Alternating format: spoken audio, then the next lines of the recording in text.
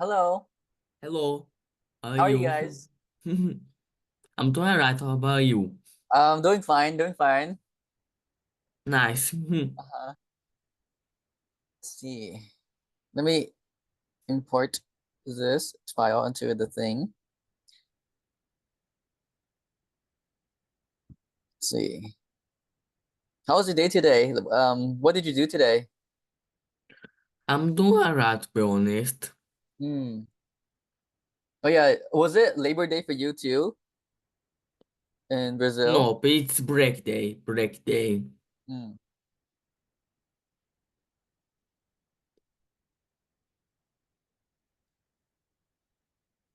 Hmm.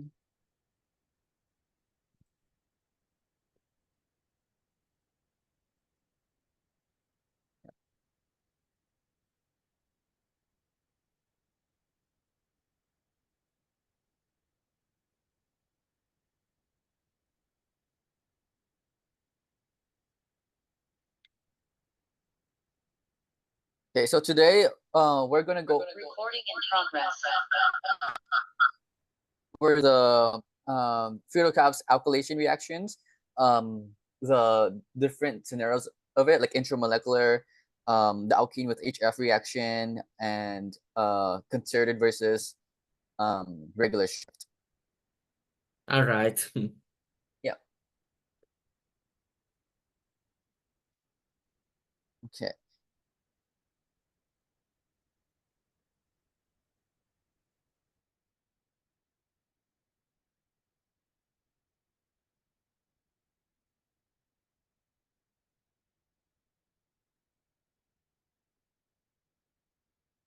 Okay. So uh, let's see. I think someone else wanted to go over this one. So okay.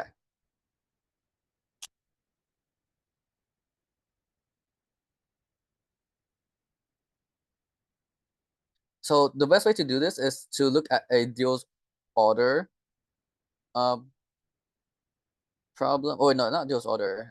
Let's do the Friedel-Crafts alkylation one, which is gonna be this one here. Right. So let's look at C, for example.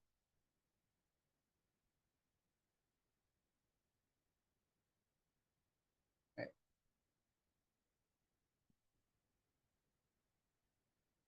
So for problem C,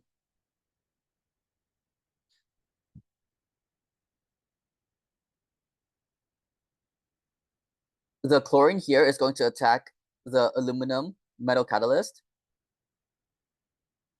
to get this good leaving group right here. Right.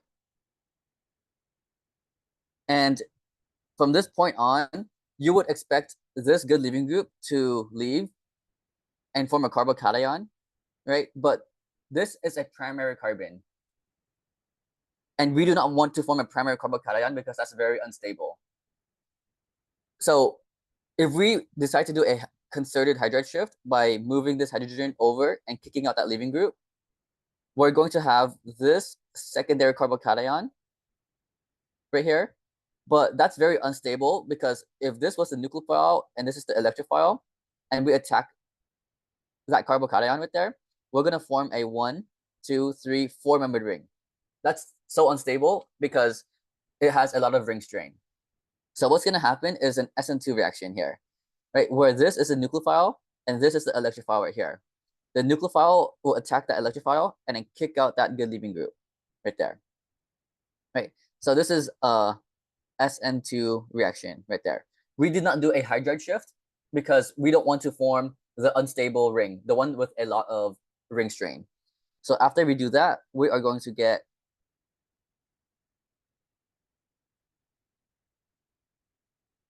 this 1, 2, 3, 4, 5-membered ring. So let's draw that template out, which is this 5-membered ring right here.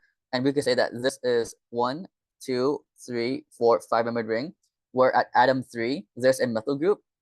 And this is the new bond between the star and dot, between the atom 1 and atom 5, right? But we see carbon 2 lost a bond, so carbon 2 will have a positive charge. So that's the addition step of the EAS mechanism. the elimination part of the EAS mechanism is going to be using this base right here, the ClAlCO3 minus that left as the leaving group. Specifically, the chlorine is going to attack that hydrogen and do an E1 reaction to restore that aromaticity, restore the aromatic benzene ring. Here, right? Neutralizes that carbon's positive charge, right? And we form HCl as a side product, and we reform our metal catalyst or Lewis acid AlCl3, right? So here's the major organic product. Here's the side product, HCl, and here's the metal catalyst that gets reformed, right? Okay, so that was a tricky example on Friedel-Crafts alkylation. Let's go over an example where you use an alkene and HF, which is this one right here, I. Right. So when you think of an alkene right here and acid HX, what do you think is going to happen between the alkene and HF? Right. Think back to the alkene chapter for midterm 1. What's going to happen between this alkene and HX here?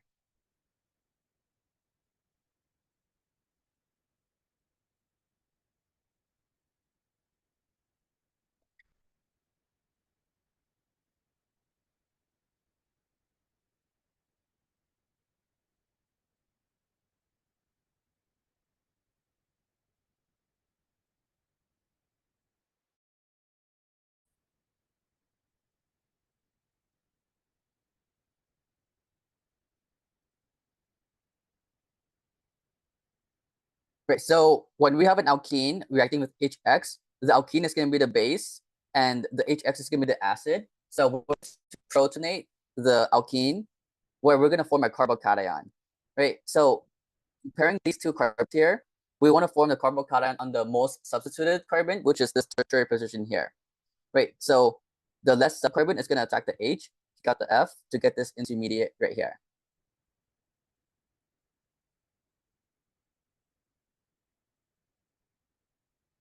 Right.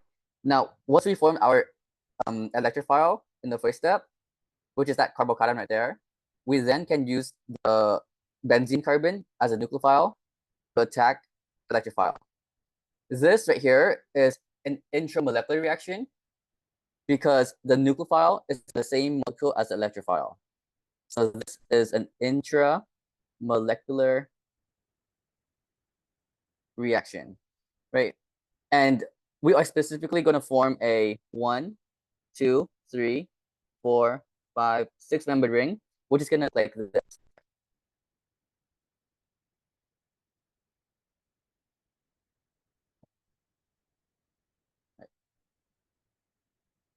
The benzene there does not stay the same because we broke the aromaticity, right? Forming this 6-membered ring where this is atom 1, 2, 3, 4, 5, 6, right?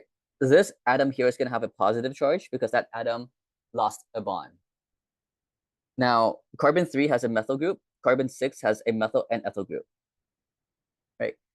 To restore this aromaticity, we want to do an elimination reaction, right? So the base that we're going to use here is the F minus that got kicked out at the beginning to restore the aromaticity, do E1 reaction, elimination reaction.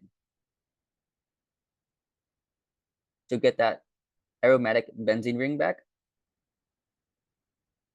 with this structure here. Right. So that's the Friedel-Crafts alkylation with an alkene and HF. Right. So Friedel-Crafts alkylation does not have to be a haloalkane and a metal catalyst like this. Right. It could be alkene with HF. The electrophile is still the same. The electrophile is still a carbocation or a carbon atom. Let's move on to the next one. Let's do something similar here. Okay.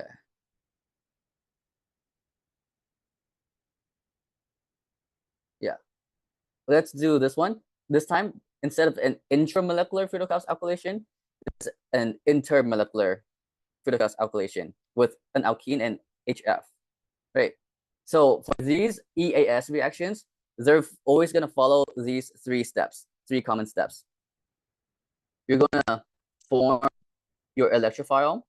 You're going to do an addition step, which would break the aromaticity. And then to restore the aromaticity, you're going to do elimination. Okay. So the first step, form the electrophile. We're going to react this alkene with the HF like this, right? So we're going to protonate this alkene right here. We want to form the more stable carbocation, which is this more substituted carbon right here, which means that the less subcarbon is going to attack the H, kick out the F to get that tertiary carbocation right there. And then once we have this tertiary carbocation intermediate, we have to stop and look out for any shifts that we can do. Can we do a hydride shift or methyl shift to make it more stable, right? In this case, we do not want to do that because it's already at its most stable position, right? This one's going to be less stable, less stable, less stable. So that's the end of the first step. We formed our electrophile. Now, let's bring in the nucleophile as the benzene and the electrophile that we reformed in the first step. This is the addition step here, where I'm going to star that and dot this and have the star attack the dot, nucleophile attack the electrophile for this addition step here. Star, dot, new bond between star and dot. The dot is attached to two methyl groups and an ethyl group like that. This carbon right here lost the bond, so that carbon will have a positive charge, right? So that's the end of the second step. The third step is elimination, where we're going to restore that aromaticity. And the base that we're going to use is the F- that got kicked out earlier in the first step. Grab that H, make a double bond there, restore our aromatic benzene ring here, right?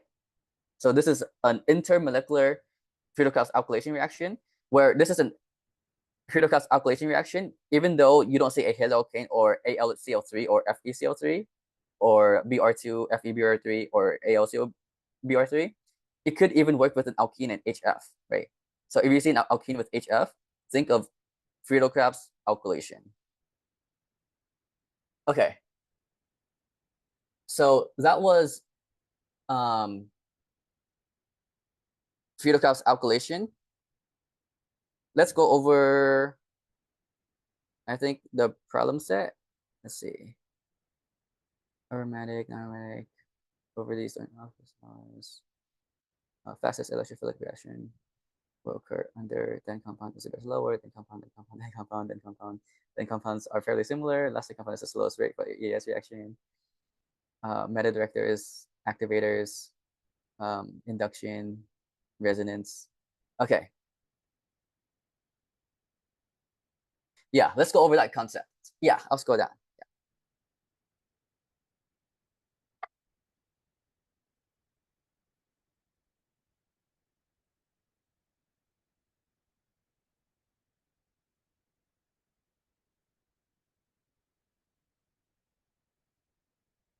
Right. Okay. So, yep. Let's go over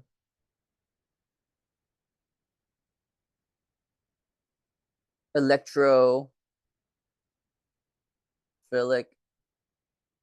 aromatic substitution. We basically did one of them, which is the Friedel-Crafts alkylation, but let's go over them more generally. Right. I already summarized it in 3 steps, which is to first form the electrophile. Second is the addition step. Third is the elimination step.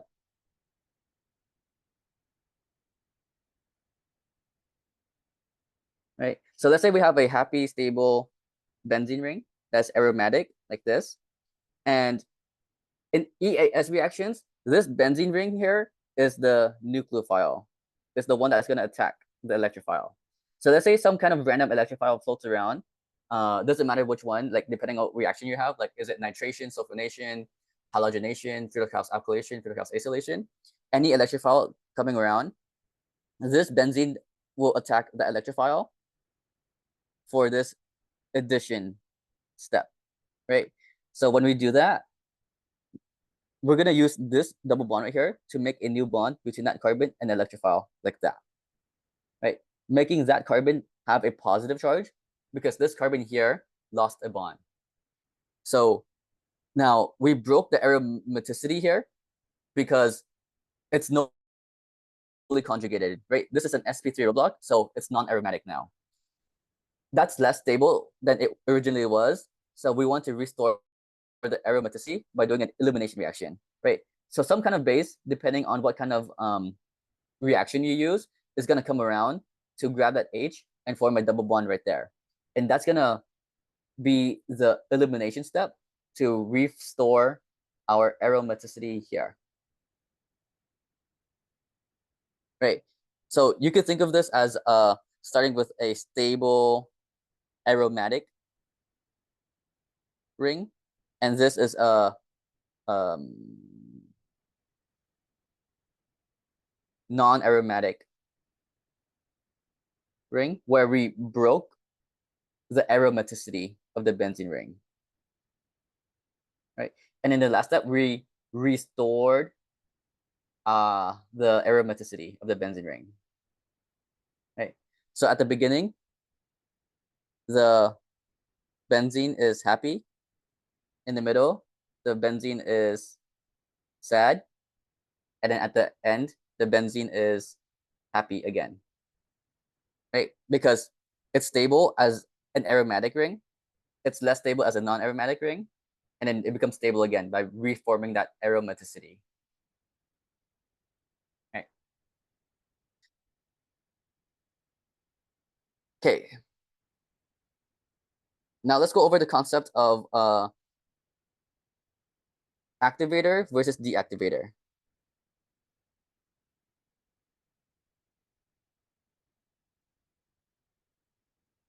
So an activator is going to be also known as an electron donating group, aka EDG.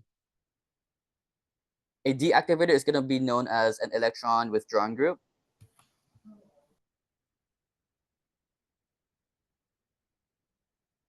aka EWG. Right. So the reason why is because we said in the EAS mechanism, the benzene is a nucleophile. So if we introduce some kind of EDG to it, like a group that can donate electrons, right? This group that's donating electrons is making the benzene more nucleophilic, right? Because it's gaining more negative charge. Gaining more negative charge is becoming more nucleophilic. This is considered an activated benzene ring. This is activated. This benzene is activated, right? But now let's say you have a benzene ring that is attached to an EWG, a group that withdraws electrons, that steals electrons from the benzene ring, right? This is going to make this benzene less nucleophilic, which is going to be considered deactivated. Right, so that benzene is now deactivated. Okay. So let me show you guys quickly how to determine whether or not a group is an EDG or EWG, an activator or a deactivator. Right. So you have to look at the very first atom that is attached to the system. And the system could be the diene, dienophile, or benzene. In the EAS reaction, the system is going to be the benzene, right? If the very first atom is partially negative charge or fully negative charge, it's an EDG, right? Because that atom with the partial negative charge or the full negative charge is able to donate electrons into the ring, making it an EDG, right? It has negative charges, electrons to donate, making it an EDG. If the very first atom attached to the system, the benzene ring, is partial positive charge or fully positive charge, it's missing electrons. It wants to gain electrons, right? So it's going to withdraw electrons from the benzene ring, making it deactivated. I'll go over specific examples of each, but right now, this is how you determine whether or not a group is an EDG or an EWG, if it's an activator or a deactivator, right? Some weird ones would be an R group. Any R group you see, like a methyl group, an ethyl group, an isopropyl group, or tert-butyl group, is an EDG by induction, right? If you see any halogen where X can be chlorine, bromine, or iodine, that's an EWG by induction as well, right? You could also see a CF3 or CX3, where that's an electron withdrawal group by induction. Well, that kind of goes into this partial positive charge thing, because if this carbon here is attached to the benzene ring, that's the very first atom attached to the benzene, right? And if you look at the partial charge of that carbon right there, that carbon is partially positive charge because it's attached to 3 very electronegative atoms, fluorine, fluorine, fluorine, which withdraws electrons from the carbon, making it partial positive charge, right? And if it's partial positive charge, it's an EWG, it's a deactivator. It's gonna take electrons from this benzene ring, right, inductively. Okay, so let's look at some examples here.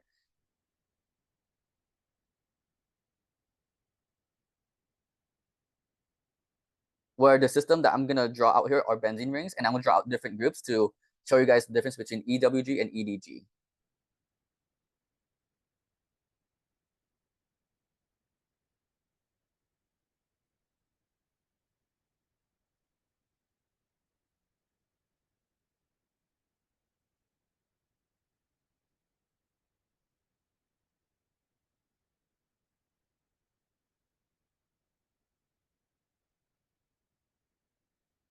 Leavens might write it as CHO instead of the aldehyde, but whenever you see CHO, CHO, think of aldehyde, right? So she could make it tricky by doing it like that. You could also see, you could also see this. You could also see this. You could also see this. You could also see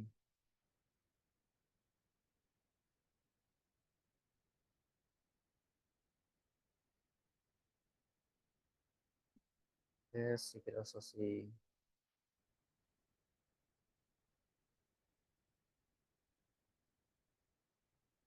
this.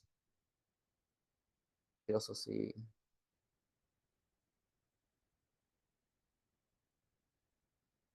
this. Okay. So the first thing I'm going to do with all of these structures here is determine whether or not it's an EDG or EWG. So the system here is this benzene ring. Look at the very first atom attached to the benzene ring, which is this oxygen right here, right? That oxygen is going to be partial negative charge because it is more electronegative than the hydrogen, more electronegative than the carbon, right? So a lot of people would say that this is an EWG because it's withdrawing electrons through electronegativity like that, right? But this is not an EWG overall, it's an EDG overall because it has pairs of electrons that can donate into the benzene ring by resonance. So this is an EDG by resonance. You could say that this is an EWG by induction because it's actually withdrawing electrons through electronegativity like that. But resonance takes priority over induction. It's donating electrons more than it is withdrawing electrons. So this is an activator or an EDG. So if we look at CHO right here, whenever you see CHO, always think of an aldehyde. So let's redraw that into this right here. That CHO would look like this aldehyde right there. Now, what would this group be here? Would this be an EDG or EWG? Induction is like electronegativity, right? Where because oxygen is more electronegative than carbon is, oxygen is going to withdraw electrons from the carbon through induction, right? So this is an EWG by induction. Think of it as like electronegativity, where it's naturally pulling on the carbon's electrons, right? Whereas resonance is we're actively pushing electrons into the system. We're pushing electrons into the benzene ring. right? But overall, this group is an EDG because resonance takes priority over induction. Resonance is stronger than induction, right? Okay, so what would this CHO be here? Would this be an EDG or an EWG?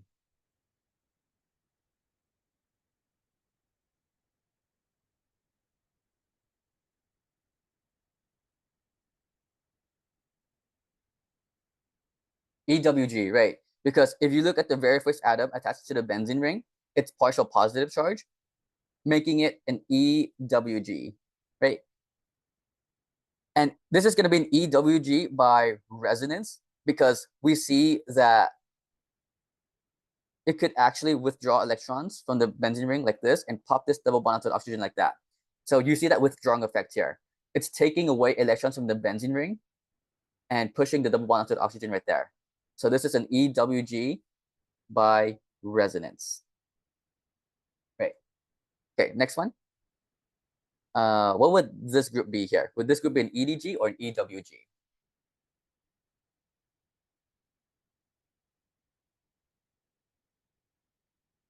EDG, right.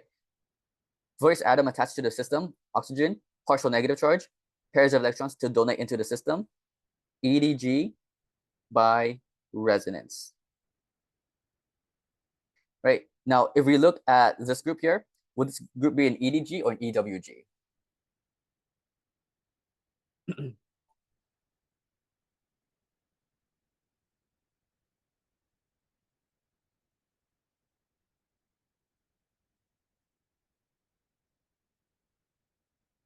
Yep, EDG as well, because if you look at the very first atom attached to the benzene ring, that nitrogen is partially negative charge with a pair of electrons that can directly donate electrons into the benzene like this, right? So this group is an EDG by resonance, right? Let's look at the next one.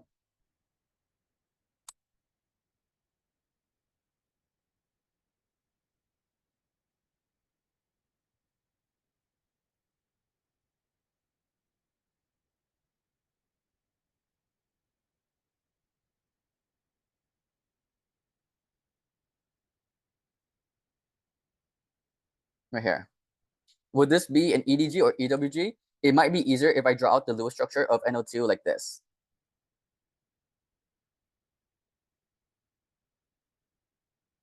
Right, NO2 is going to look like this in its Lewis structure form or full expanded form.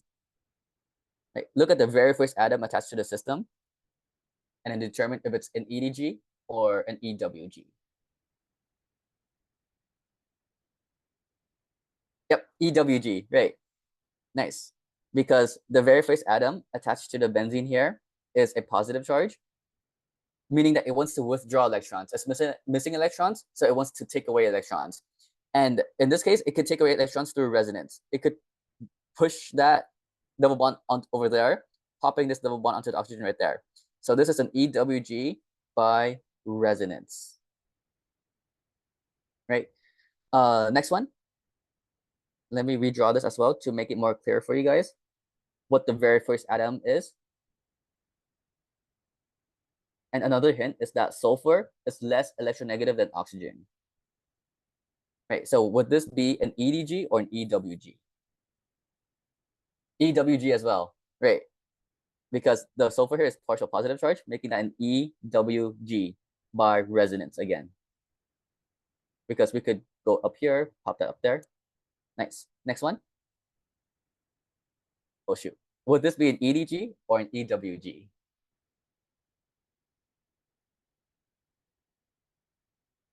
EWG as well, because the very first atom is partial positive charge, and it's by resonance, because we could push it up there, pop the double bond to oxygen, making that an electron withdrawing group by resonance.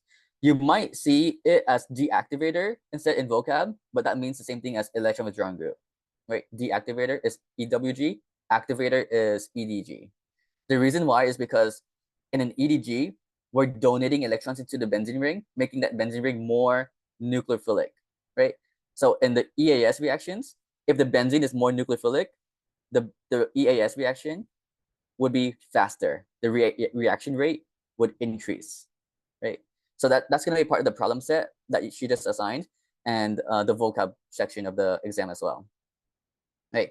Whereas if you have a deactivated ring where you have an EWG taking away electrons from the benzene ring, that's making the benzene ring weaker nucleophile, slowing down the EAS reaction. Right. And there's different strengths of EDGs and EWGs, and I'll show you a whole list of them. Levens might use a different list, but overall, in general, the list that I show you should be consistent. Right. Next one. Would this be an EDG or EWG?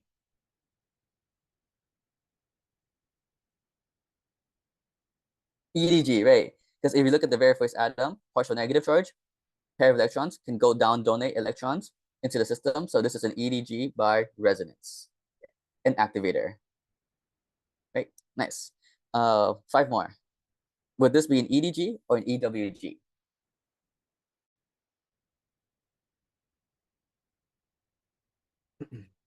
Yep, EWG. This carbon here is partial positive charge, but it cannot do resonance with the ring, right? The carbon here is sp3 hybridized. We cannot there because there's nothing to push out, right? It has 3 bonds to fluorine, and those are not sp2 hybridized. We cannot do that resonance structure.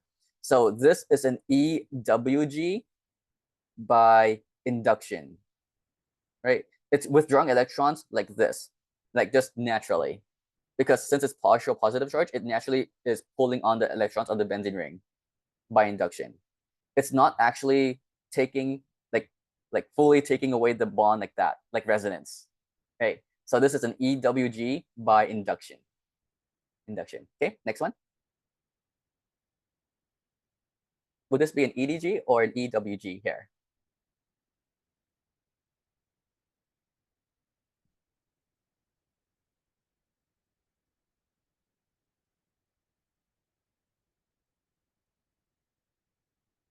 Right, so for this one right here, this is an R group, right?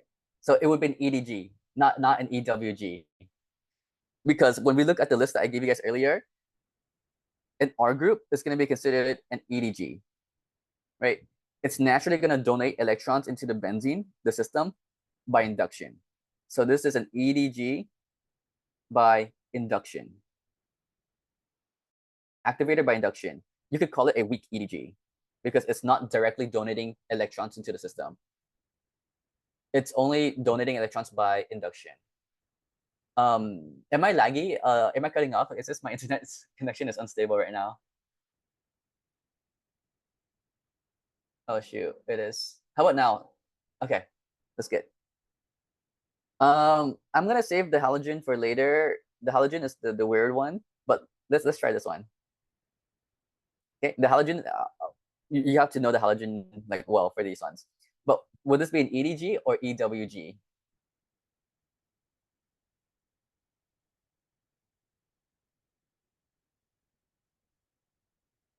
EDG, right? Because if you look at the very first atom attached to the system, that nitrogen is partial negative charge with a pair of electrons that can directly go into the benzene like that, making that an EDG by resonance.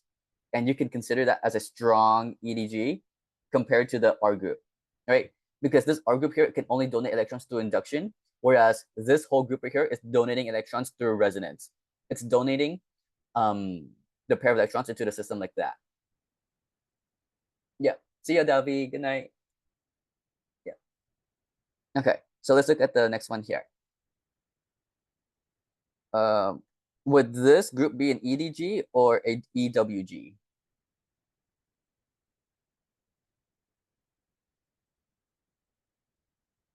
EWG, right?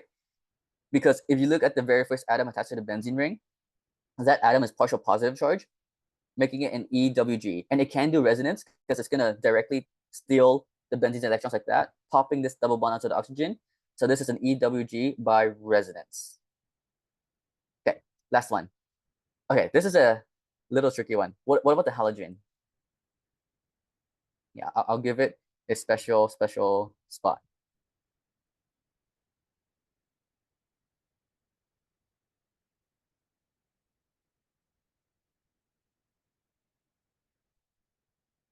Yes, this is an EWG. Oh my gosh. this is going on. Okay, there you go. So this is an EWG by induction or by resonance. Induction, right? Because bromine here is very electronegative, so it's going to withdraw electrons naturally because of its high electronegativity. So it's an EWG by induction. What about its pairs of electrons? Because bromine here has 3 pairs of electrons. So this halogen is also an EDG by resonance, right? So we see that this pair of electrons can go down into the ring and donate electrons into the ring directly like that. But this is the tricky part here. This halogen is an EWG overall by induction, because this is the case where the induction effect takes priority over the resonance effect. Usually you see resonance taking priority over induction, but in this case right here, this is a weird case. The induction effect takes priority over the resonance effect because the halogen here is very electronegative, right? And because it's very electronegative, it wants to keep its electrons. It does not want to donate its electrons as much, so that's why it's in weak EDG by resonance. Like this is a weak effect. It's much better at withdrawing electrons because of its high electronegativity, right? It's highly electronegative, making it a EWG overall. So you would consider a halogen as a deactivator. Halogens are deactivators, right? But if you see on the problem set or the exam, which one of these are activate EDGs, can donate electrons by resonance, this would be one of them because it's donating electrons by resonance, right?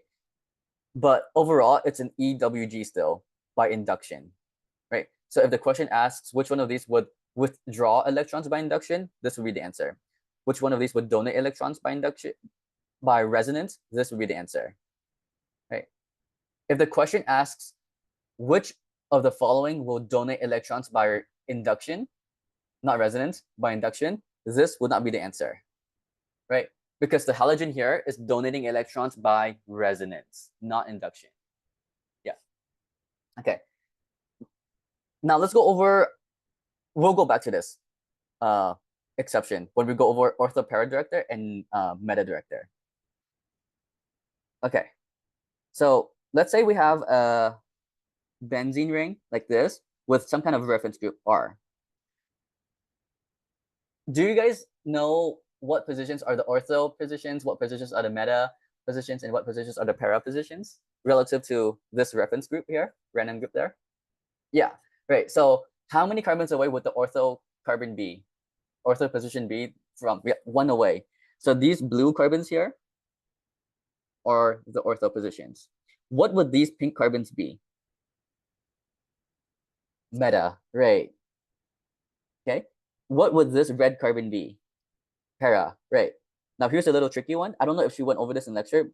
What would that carbon be, the purple carbon, that is directly on the random group, the reference group that we're referencing? I don't know if she went over this. Let's see. So that carbon right there, directly on the carbon of the reference group, is called the ipso carbon, right? And you'll see more of that in 118C, right? But for now, ortho, meta, para is the most important thing. And the point of reference matters here because let's say your reference group is on this carbon now, right? Now your ortho carbons would be here, your meta carbons would be here, and your para carbon would be there. Yeah, and then your ipso carbon would be here. Okay, so keep track of what you're referencing to keep track of what carbons are ortho, what carbons are meta, and what carbons are para. Okay. So I'm just gonna give you this here, EDGs or activators, same thing, are ortho-para directors.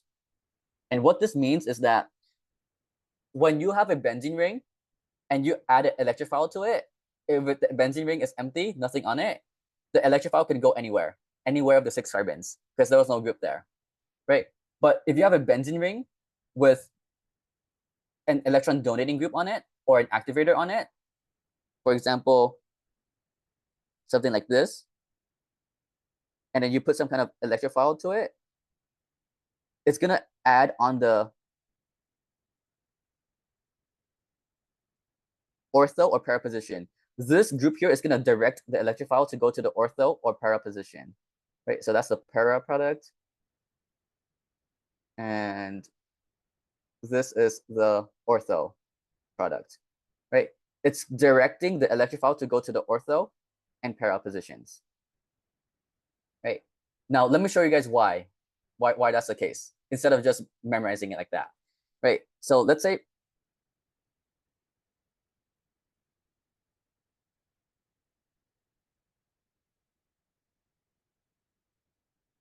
that we have this benzene ring here with this EDG here.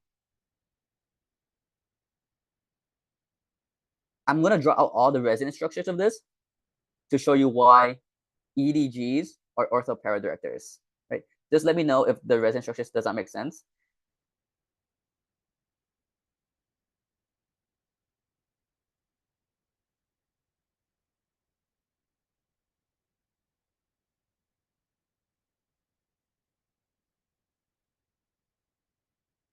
Last one.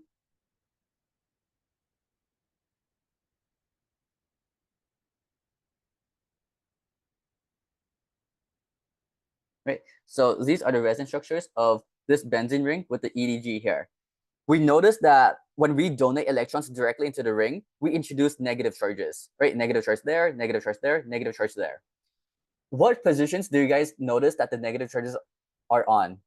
Are they on the ortho, meta, para position? Which positions are they on all of these resonance structures? Ortho and para, right? Because this position here is ortho, this position here is para, this position here is ortho, relative to that EDG right there.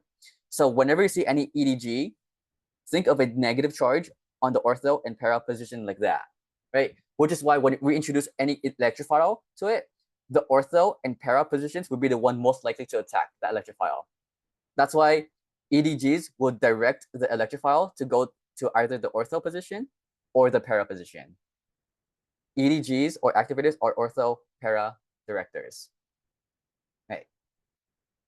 Okay, now let's go over EWGs or deactivators. EWGs or deactivators are meta directors. They're going to direct the electrophile to go to the meta position. And there's one exception.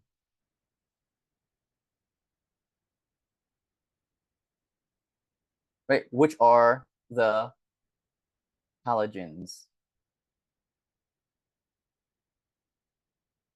Right, halogens are EWGs or deactivators. EWGs or deactivator, but they are ortho-para directors, right? So I'm going to draw you the resonance structures of a typical benzene ring with a typical EWG first, right? This is an EWG, which would withdraw electrons from the benzene like this. It's going to steal its electrons like that, giving us these resonance structures here.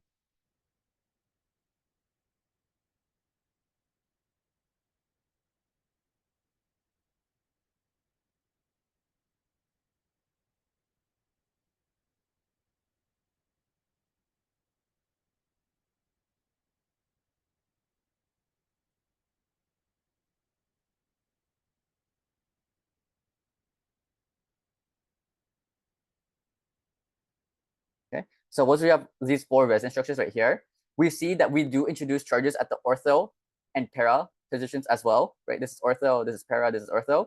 But this time, instead of negative charges, we have positive charges. So whenever you have an EWG on a benzene ring, think of positive charges at the ortho and para positions right there, right?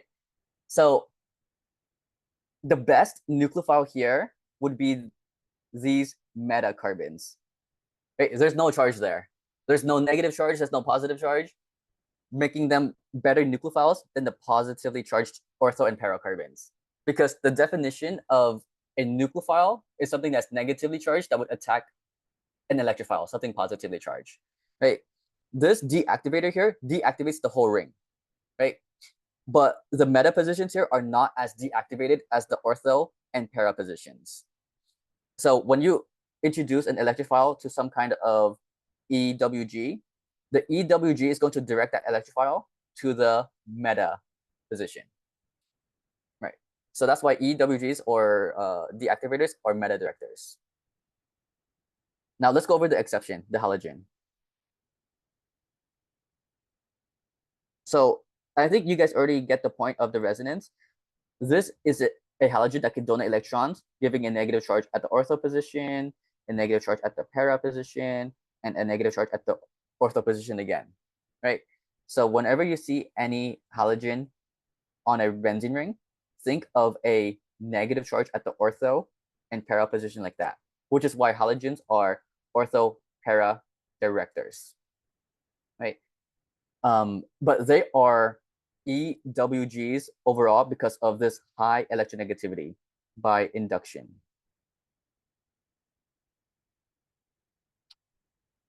Right, so they're considered EWGs or deactivators, but they are ortho-para directors. And that showed up on the practice exam, right? The question was like, which one of these are deactivators, but ortho-para directors? Which one of these withdraws electrons, but are ortho-para directors? And there's only one example, the one with the halogen here, right? That's the exception. So let's go back to the exception here, and let's do the ortho-para stuff in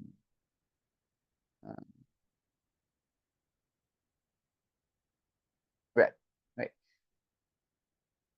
This is an EWG, but this is an ortho-para director, right?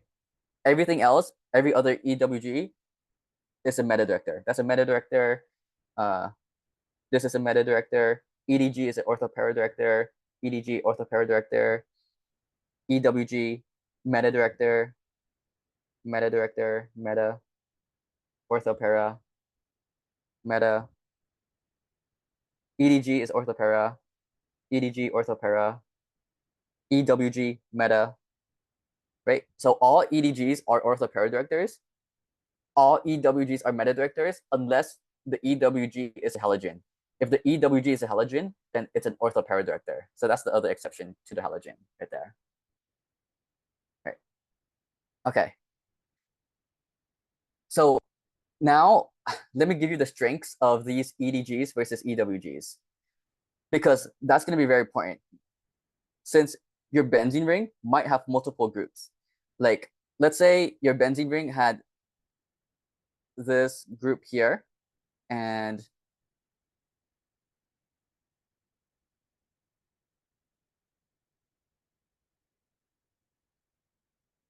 this group here, reacting with Br2, Fe, Br3. We have a competition of groups here, right? So we have to analyze each one and see which one would win, which one would activate the benzene ring more, which one would make the benzene ring more nucleophilic. So let's look at the OCH3. Would the OCH3 be an EDG or an EWG?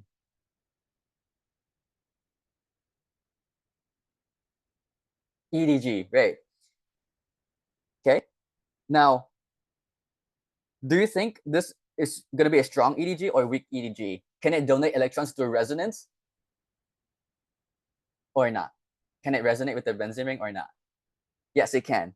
So that would be a strong EDG because it could directly donate electrons into the ring like that, right? What about this R group? Is the R group an EDG or an EWG?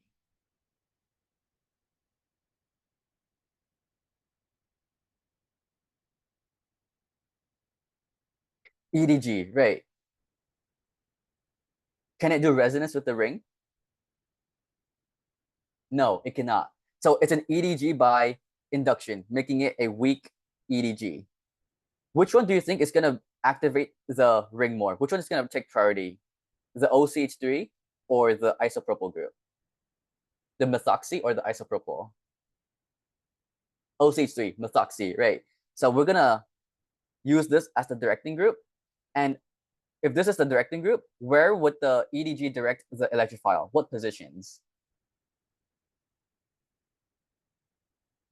Ortho, meta, para, ortho and para. Right. So this right here is going to be the ipsocarbon, the point of reference. The ones in red are going to be where the electrophile could go to. But it cannot go to here because that ortho position is already taken up by the isopropyl. It's already blocked off. Right. So the bromine here is going to go to the para position on the other end and the other ortho position. Bromine there. That's one of the products. And the other product is going to be right here. Right. There is a major and minor product though.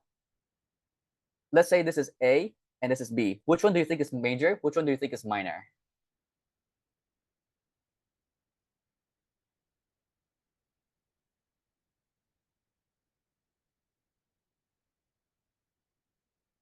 A major, right? Less steric hindrance. B minor, more steric hindrance. That's right. So when you do the practice exam, practice worksheet for chapter 15 and 16, you're going to see these two products in the key, right? But on the exam, she's going to say to draw the major organic molecules. I would still recommend drawing both of these out and labeling them major and minor, just to be safe and you don't confuse the TA when they're grading it, and make sure you get full credit on the exam, right? So draw both the major and minor products and make sure to label them correctly as well. Make sure to label them correctly, right? And that's if you have just BR2 FeBr3. If you had BR2 excess, which could show up on the exam, and FeBr3, you're going to add to all of the positions. OCH3, isopropyl. So bromine is going to be there, and bromine is going to be here. Right. So this is your only one product if you have excess. Right. Where bromine is going to be both at the para and ortho position, right there. So that's the difference between if you have X or 1EQ or just BR2, like that. Right. Okay. Now, let's compare these groups here.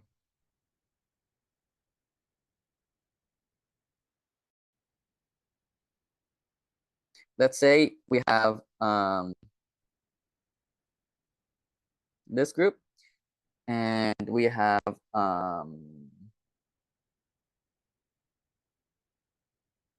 this group right here. And we try to react that with SO3. Okay, we have a competition of substituents now. Let's analyze each one.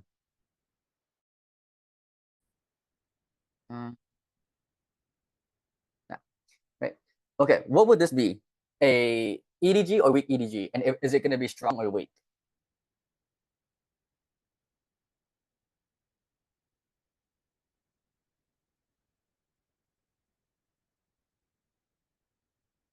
Yep, it's going to be a weak EDG because it's an. Now, what is this going to be? Is this going to be a EDG or EWG? And is it going to be weak or strong?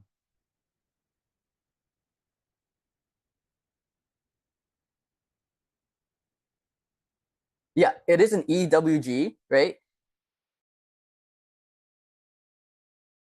The charge. Can this do resonance with the ring? Can it withdraw electrons from the ring like that? Yes, it can.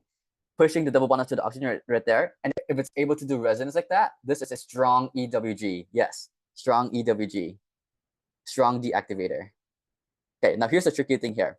Which one of these groups would direct the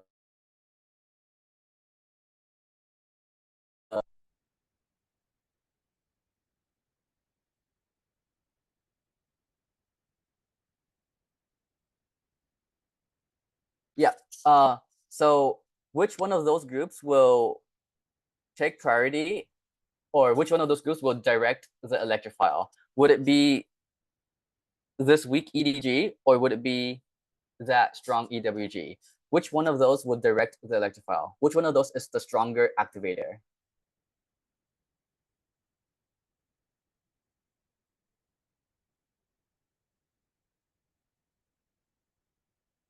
Yeah, the EDG, right? So do not look at the weak and strong here.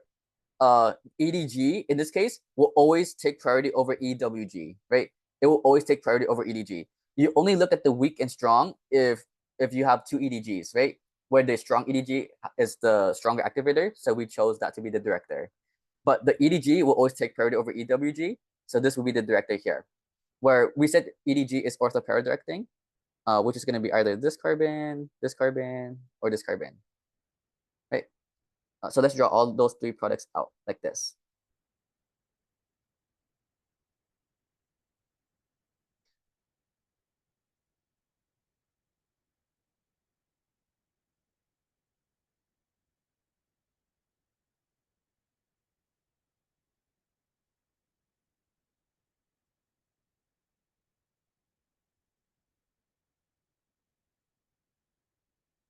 Okay, so there is a very major product, very minor product, and a very minor product, right? Which one of these do you guys think? I'll just tell you guys. This one is the most major one. So this is number one. This is number two. This is number three, right? Number one has the least steric hindrance. Number three has the most steric hindrance. Number two is in the middle, right? Okay, so let's do one more scenario here. And this one's gonna be a little tricky one.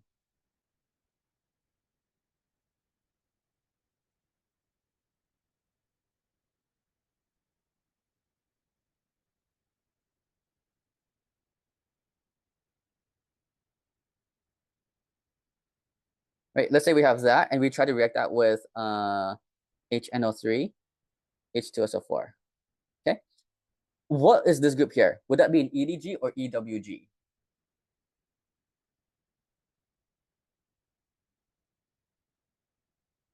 Right, so NO2 here, that's different than NH2, right? Because NH2 is an EDG, but NO2 would be an EWG. Because if you draw out NO2 out in its expanded form, this NO2 has a full positive charge. So NO2 is an EWG, whereas NH2 is an EDG. That's the biggest difference between them. Right. So this is an EWG here. Would this be a strong EWG or weak EWG? Can it do resonance with the ring?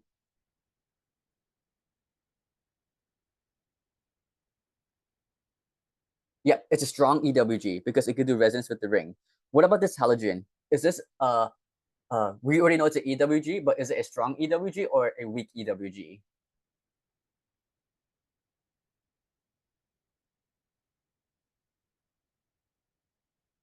Right, so it is withdrawing electrons, but is it withdrawing electrons by resonance or withdrawing electrons by induction? Induction, so weak, right? Because it's only withdrawing electrons by induction. It cannot withdraw electrons like this. It cannot do resonance like that. So this is considered a weak EWG. Now, which one of these groups would take priority in directing the electrophile? Would it be the NO2 or the BR? Which group would take priority? Which group? Yeah, so this is a tricky one that I wanted to go over. NO2 is a strong deactivator, right? Which deactivates the ring more. It steals the electrons more. Bromine is a weak deactivator, right? Which doesn't deactivate the ring as much. So you could consider that as the stronger directing group, right? BR here would take priority, right? And would that be an orthopara director or meta director, the halogen here? So this is another trick question. It's an EWG, but is it an orthopara director or meta director?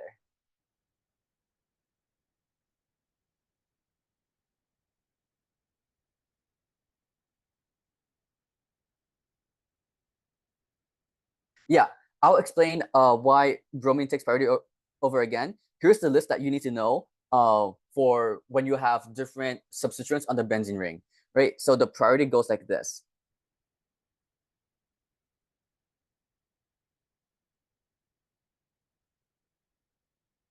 Strong activator takes priority over weak activator. Weak activator takes priority over weak deactivator.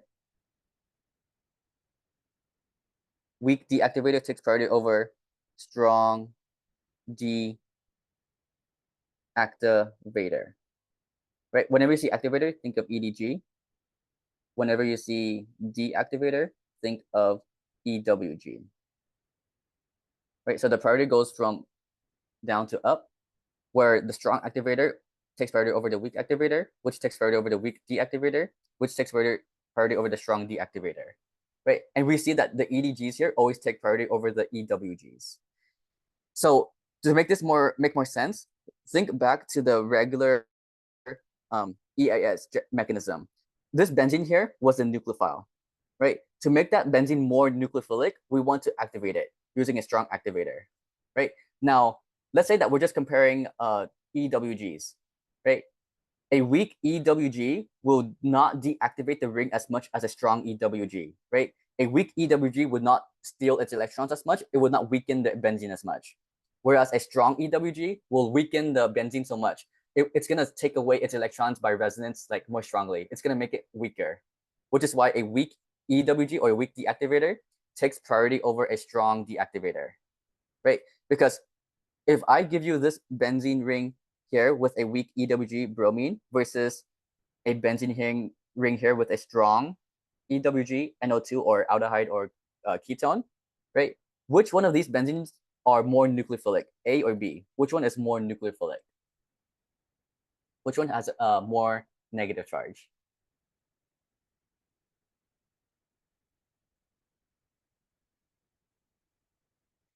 Yes, A, right? Because A is not taking away as much electrons. It's not deactivating the ring as much. So this is more nucleophilic. This is less nucleophilic. Because the strong deactivator, the strong EWG, is withdrawing electrons through resonance, making this benzene lose more electrons, making it weaker nucleophile, right? So that's why when you are comparing between EWGs, like the one that I showed you guys here, the weak EWG takes priority over the strong EWG, right? Which is in this case right here. Weak EWG takes priority over strong EWG, right? So the first scenario that I gave you guys here was EDG versus EDG. The second scenario I give you guys is the easiest one, EDG versus EWG. EDG always wins. The third scenario was EWG versus EWG, the hardest scenario, right? When you have two EWGs, you want to choose the weak EWG. When you have two EDGs, you want to choose the strong EDG. When you have EDG versus EWG, you always choose the EDG. Right? That all follows with this table here, the priority table here. Right? And this is going to be used for the problem set as well. So if it is orthopara, let me draw out the products and then show you guys this list and then end office hours here. Okay. It's going to go para and ortho. NO2. And this is NO2, right? Where this is major, less steric hindrance, and this is minor, more steric hindrance, right? The ortho position here is already blocked off by the NO2, so we can add another NO2 group there, right? Okay, let me show you guys this list of the relative strengths of the EDGs versus EWGs. Levin's list might be different, but this is pretty consistent throughout all the classes that I've been like seeing, right? Let's see.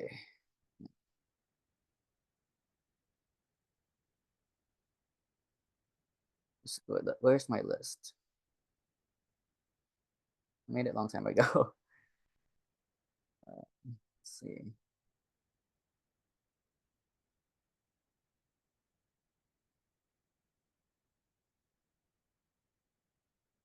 Hmm.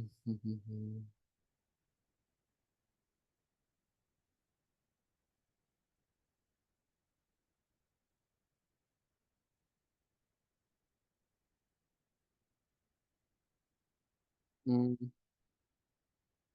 Well, I'll find a list soon. Somewhere heading in there, and I'll include it for tomorrow's review session, midterm two review session, right? And that list is gonna go uh more into depth with this list right here, right? It's gonna list out what are the strong EDGs, what are the weak EDGs, what are the weak EWGs, and what are the strong EWGs. It's basically this whole list, but more specific, right?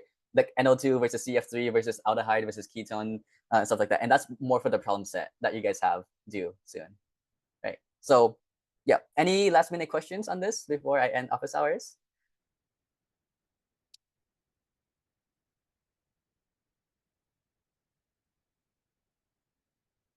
Yeah, yeah. No problem. See you guys tomorrow maybe for the midterm 2 review session from 9 to 11 p.m.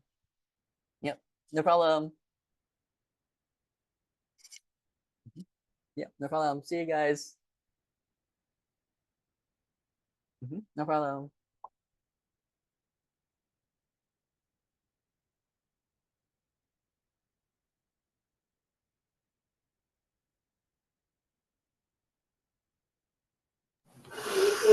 Hello?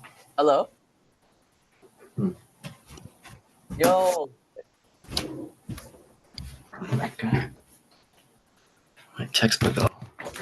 Yeah. So basically, what I did today is that I just like blocked, like I've been going down this kind of YouTube rabbit hole, and basically what I did was just I clicked on options next to the video, and I just like don't recommend channel, don't recommend channel. I've just been going down for like 30 minutes while you were just talking. Oh, really? Like just blocking out all the content you don't want to see, you want to watch? Yeah, just like don't recommend this channel, don't recommend channel, don't recommend channel for 30 minutes straight. Uh-huh. Yeah. That's good. Uh-huh. Hmm. Let's see. Let's see. Also, how was your 3-day weekend? It was good. I rested. I also tutored a lot, mostly because they have the midterm coming up on Thursday, so that's why I've been getting a lot of sessions this weekend. But mostly rested, which is good. How was your 3-day weekend? Stressful because I always had like I'm procrastinating. So I'm just gonna end like the YouTube rabbit hole once and for all. That's good. That's good that you're doing Yeah. that. Hmm. Okay, so in high school, what was your hardest class? In high school, my hardest class I would say was AP Physics C. AP Physics C. Holy, Yeah, I would say that was my hardest class. we learned about that in like on Friday. Just like there's A, B, and C, but I didn't think that they offered C. Uh-huh. Because like even if you get a 4 or 5 on like the A or B test, you still have Mhm. to take like C when you're in college. Right. For physics, right? It depends on your major as well. Like if you choose a certain major, they might let you Engineering. yeah, but engineering you have to retake physics for sure. Also Mhm. AP Chem as well. Yeah. Hey, Joseph. Oh yeah, he's the pre-dental student. Like you could ask questions for about for dental school to him. Mhm. I gotta worry about getting into college and get my College grades first, up. yeah, yeah. You should look into like the programs where you get into dental school right away with the undergrad, like Mm, the accelerator program. I forgot yep. what they're called, but I think California North State University might have that kind of program, and it's in Sacramento, so it's right by you. There's also University of Pacific, which the undergrad is located in Stockton, which is also kind of near you. And then the dental school is located in San Francisco. I actually had a dental school interview with them as well. Mm. mhm. And Yeah. I'm gonna send you something in the chat that was very helpful to me my first year of college. It's the UC Davis HBA. Mm-hmm. That was the health professions advising website where you could explore, research different health professions like dentistry, medicine, Medical. chiropractic, pharmacy, veterinary, vet, animal stuff, PPA, physician assistant, other health optometrists. Yeah, that website is helpful to researching health professions Mm, fields. thanks. Let's see. I feel bad for like everyone else in my class who's like also in biotech because like I'm like seeing like the class average is like a 71%. Oh, 71%? No, like the test, like for the test, it's just like, damn. Yeah. Been scoring them like on those tests. Yeah, there's like 50 something questions and like the highest. Wait, let me just see. I save this. Let's see. Okay, the highest score was like 47 out of 50 on like first period, and then second period was like 45 out of 50, and then period 1 and 2's average was 71% in total. 71%? Yeah, Oh my god, what? that's crazy. I can't Yeah. even complain about my grade because like I know that like people are like because the average would like be very very low. It's like, oh shoot, not Do even they 80. curve it? I don't know. No, they didn't. The exact grade I got was the exact average of the test. They didn't curve it at all. I just scored that. Oh shoot. Yeah. How is the grading scale? Like, is it like standard? Like 90 to 100 is an A, 80 to 90 is a B, 70 to 80 is a C? Yeah, but for assignments, it's different because assignments are graded on like a 5-point scale. Hmm. Dang. Crazy. And those are for your AP classes or your regular classes? That's just a microbiology honors. Every other class is fine. Uh-huh. It's Like more on. work. Yeah. Oh, that's But great. like, yeah, but like this class, it's more you do the work at home, you study, and then you come to class, and then yeah, kind of Uh-huh. reversed. Right. That's crazy. Dang. Did you do a Honest, over the 3 version or did you relax? um, hmm. I've been panicking, honestly. Panicking about your classes or Yeah, it's just like you know when you like I don't know, it's like cope when you don't do as well, so you like think about something else or like procrastinate on something because you don't like that class anymore. yeah, yeah. Yeah. Dang. Huh. It's about to get real though. Like when I come back to school, it's just gonna be like everybody's gonna be talking about the test. It's like holy. Oh shoot. I know. When did the scores come out? When did it drop? This today. Oh, today. Oh my. Everybody's like asking like, hey, can I see your essay? What did you write? Oh, can I see, hey, what you got on the test? It's like, oh shoot. Everybody's panicking. I can Yeah. tell. It's gonna be still hectic. I don't know. I think it's funny in some way because I have like 7 more weeks to make it up, but not. It's just funny and entertaining while also like grinding. Huh. It's like Grinding your. everybody's in the same position as you. Yeah, like already into like the grad school, not worrying about grades as much, just like worrying about passing. No, they're That's all worried about grades. They're all like scared, except for like the 0.1% that's actually doing well. yeah. Do you know the high and the low scores? No, we don't. They don't post scores. They only post averages. Oh, they only post averages, they don't post the high and low. Yep. Dang. Hmm.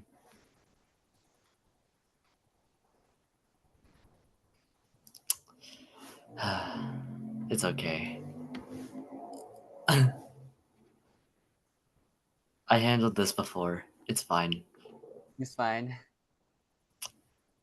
Yeah, that's what I keep telling myself.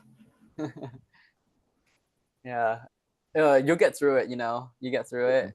You scored the average and how's Like they won't change anything at all. Like not the grading scale, not the I'm not curve, sure not if they will anything. actually curve anything, but like a lot of people who like this is like the third biotech class. There's like 1, 2, and 3 and 4, and like we've already like experienced this. So like, and they were all in the same class. Mm. The only difference is that like they told us to like drop out now if we want to, or Oh, really?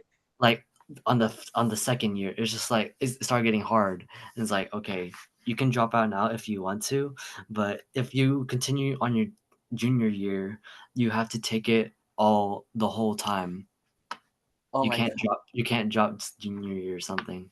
Do you know anyone that's gonna drop it? Thinking of dropping it?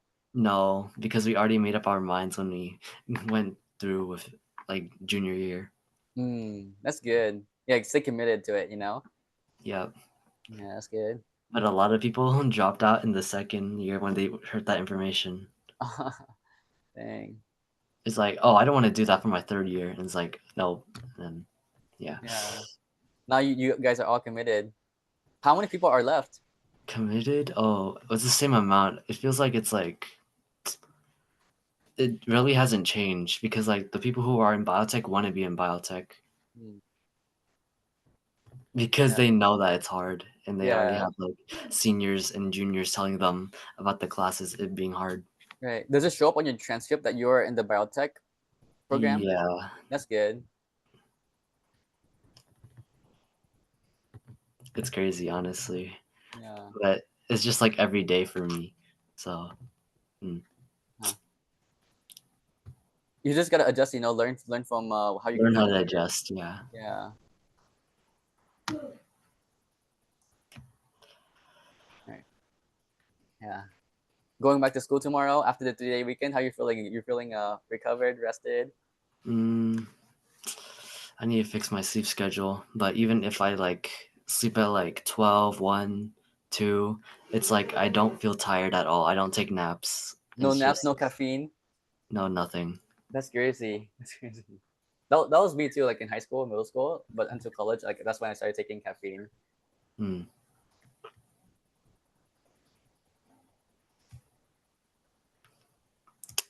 that's tough. I know.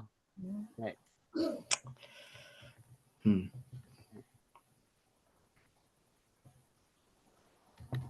See, how's your homework been? Like, is it like a lot of homework that you have to No, do? there's not a lot of homework right now. It's just like I have to adjust so I can like handle more work. But it's Mm. like now I'm just like deleting every like distraction because like I used to like watch video games instead of play them, but now I just don't watch them at all. So it's like Mm. better. Yeah, which video games did you enjoy watching before? It was only like Rocket League and Valorant, but I like stopped watching Rocket League like 2, 3 years ago, and then Valorant was just like 1 month ago, and then now it's just like I moved on to like I don't know, like 15 minutes screen time ish. It's not good because on my Chromebook I can't block anything. It's just I have to like report and do stuff like right now, and then like maybe next month I'll like get rid of like the whole like YouTube rabbit hole thing. Hmm. Yeah, that's good. And that's why you've been like not recommending videos, blocking videos, Like, to get rid of the just YouTube do rabbit that hole. today. I just like look through my settings. It's like, oh, I could just not recommend. I tried like I don't want to even watch YouTube at all. I just like want to do my work. So I tried like changing the language into Spanish so I can't read what the title says, and but Yeah. like it still doesn't work. So I have to not recommend from channel, which means that they won't recommend any channels from this channel, any videos from this channel ever again. So Hmm. yeah. Good. Yeah. Were you stuck in the rabbit hole over the weekend? That's why you blocked them all like Yeah. during the session. Mm-hmm. Yeah. Yeah. Now it's the night before going back to school. Um, planning out the week. I have an exam coming up on Thursday, so I'm gonna study for that tomorrow, Tuesday, and Wednesday, like after school with group. Nice. Mm-hmm. Right. Okay, so I'll let you catch up with your sleep schedule. We'll catch up more tomorrow, but tomorrow I have a like review session for 2 hours, so like it might be at the very end.